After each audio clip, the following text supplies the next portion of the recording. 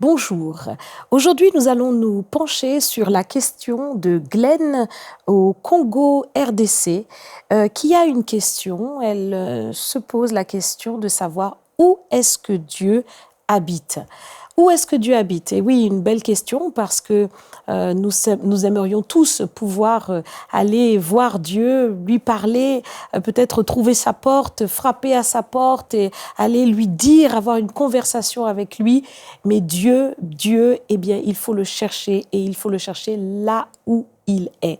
Effectivement, la parole de Dieu nous dit très clairement que Dieu est dans le ciel. Jésus, qui est venu rendre témoignage à la vérité, dit ceci tout simplement: lorsque vous priez, dites Notre Père qui est aux cieux.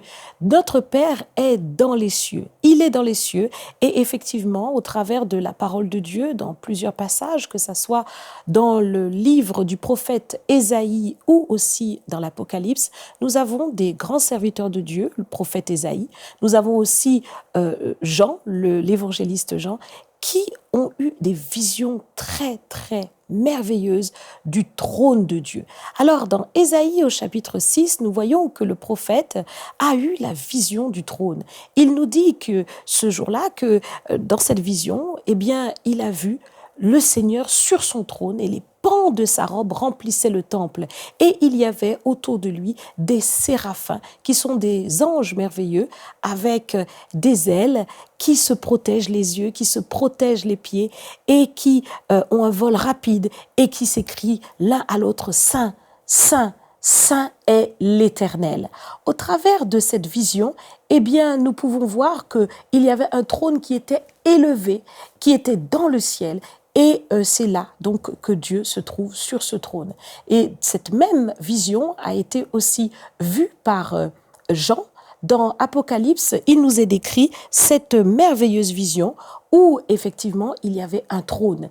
Et il nous dit encore que ce trône était entouré d'autres trônes. Il y avait 24 vieillards tout autour du trône de Dieu et aussi donc cette gloire manifestée avec des couleurs extraordinaires. Il nous est parlé de pierre de jaspe et véritablement un sorte de cristal. Donc toutes ces choses, ce sont des choses glorieuses qui concernent le lieu de la demeure de Dieu, là où Dieu habite dans son trône dans le ciel.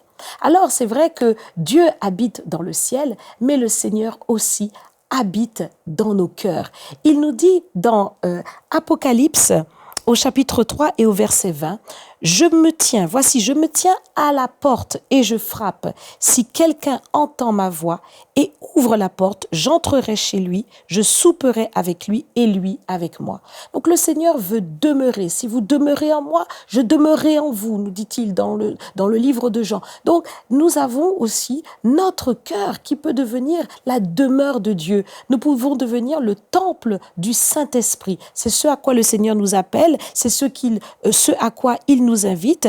Il nous le dit dans 1 Corinthiens au chapitre 6 à partir du verset 19. Ne savez-vous pas que votre corps est le temple du Saint-Esprit qui est en vous, que vous avez reçu de Dieu et que vous ne vous appartenez pas à vous-même? Effectivement, si nous donnons notre vie au Seigneur, si nous lui ouvrons la porte de notre cœur, eh bien nous ne sommes plus à nous-mêmes, mais il vient, il fait sa demeure, il habite en nous et il y a véritablement une communion qui s'installe lorsque nous acceptons de laisser le Seigneur entrer dans nos vies. C'est là la grâce que le Seigneur fait à tous ceux qui lui appartiennent. Donc la demeure de Dieu n'est pas éloignée. Il ne s'agit pas simplement de s'adresser au Père éternel dans le ciel, qui est loin dans son ciel de gloire. Mais non, le Seigneur est proche de nous. Il est véritablement et il habite vraiment dans notre cœur.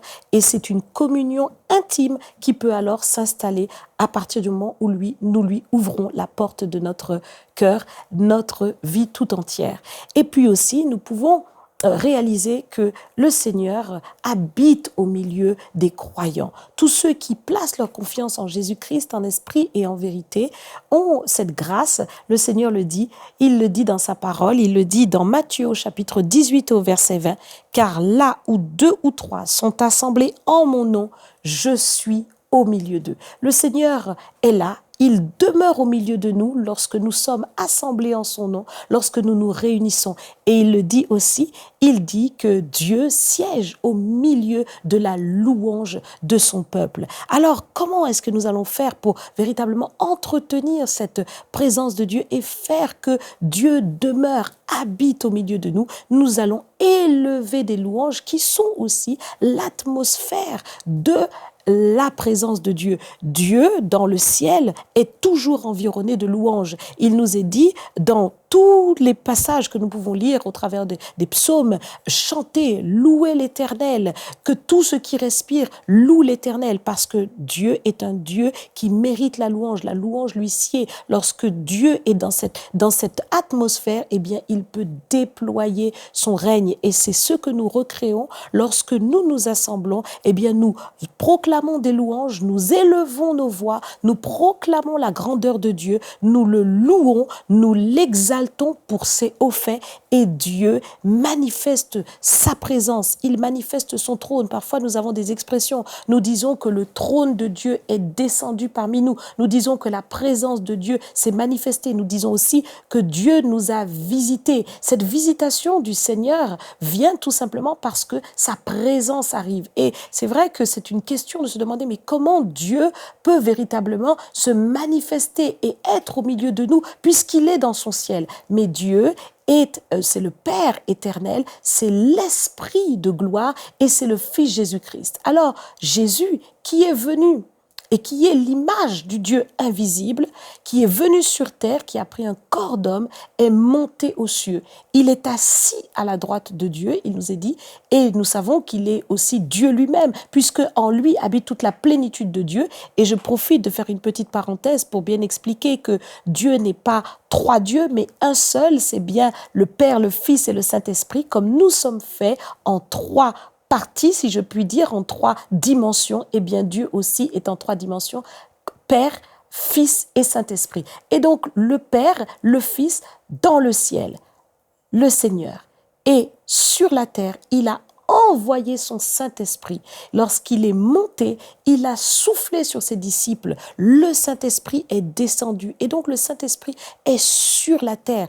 Il parcourt la terre. Le Saint-Esprit est Dieu. Et le Saint-Esprit se manifeste au milieu de nous. Donc, quand le Seigneur nous dit qu'il habite au milieu de nous, qu'il vient au milieu de nous et qu'il habite dans nos cœurs, c'est par le Saint-Esprit. C'est le Saint-Esprit qui habite en nous. Donc, le Saint-Esprit est parmi nous sur la terre pendant tout le temps que le Seigneur a ordonné pour l'Église d'être sur la terre, parce que c'est le Saint-Esprit qui enlèvera l'Église au temps où le Seigneur rappellera l'Église à lui. Mais pour le moment, eh bien, tant que l'enlèvement n'est pas venu, eh bien, pour le moment, eh bien, le Saint-Esprit est là. Je suis avec vous, nous dit le Seigneur, jusqu'à la fin du monde. Le Saint-Esprit est sur la terre et il nous accompagne. C'est pourquoi nous devons réaliser qu'il est disponible, qu'il est près de nous, qu'il est accessible, et nous devons véritablement, eh bien, l'accueillir dans nos maisons, l'accueillir dans tout ce que nous faisons, l'accueillir dans notre cœur, et nous devons apprendre à marcher en communion avec lui, réaliser que nous ne sommes plus seuls en tant que croyants,